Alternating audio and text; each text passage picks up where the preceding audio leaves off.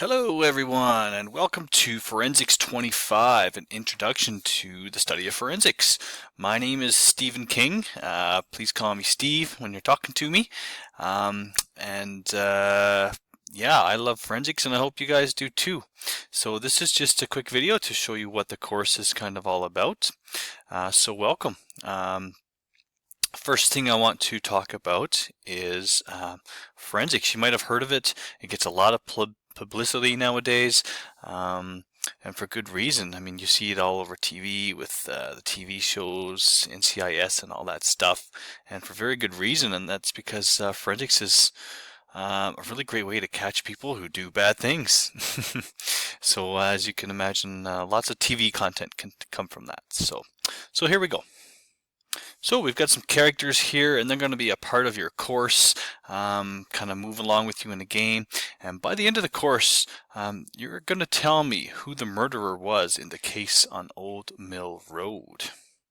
So let's take a look at a quick preview of the course. So after you're introduced to the characters, we're going to do the first unit, which looks at securing the scene, and then the second unit, which is discussing, collecting evidence like fingerprints and stuff like that.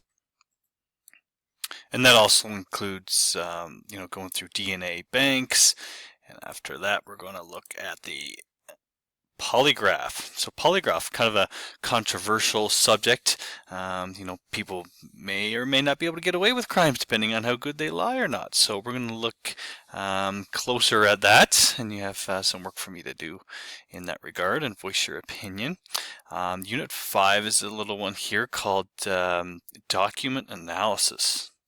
Now this unit is called document analysis. Kind of sounds boring, but actually it's pretty cool because you can actually trace back crime and stuff to handwriting, or we can look at documents to receipts. You can track somebody as they move along and spend money on credit cards and stuff like that. So that's really interesting actually. Unit 6, we move on to alcohol and DUI crimes. And Unit 6, alcohol and DUI crimes, pretty self-explanatory. And then the final one, you're not going to do a final exam for me. What you're going to do is actually present your case on who you think was the murderer on Old Mill Road.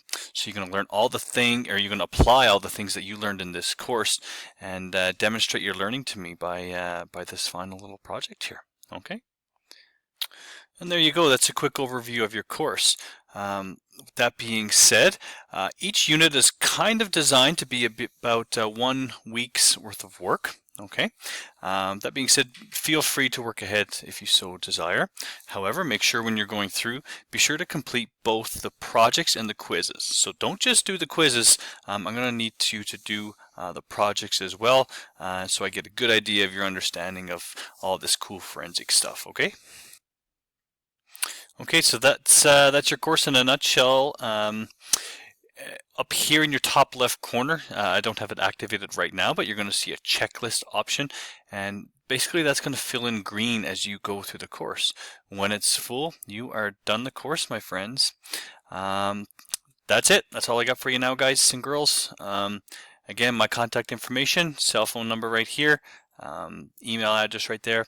Easiest and quickest way to get a response from me is to probably text, as I'm with students most of the day, but certainly I'll get back to you if you do make a phone call or an email. Okay, again, feel free to contact me at any time, and good luck in the course. Have fun.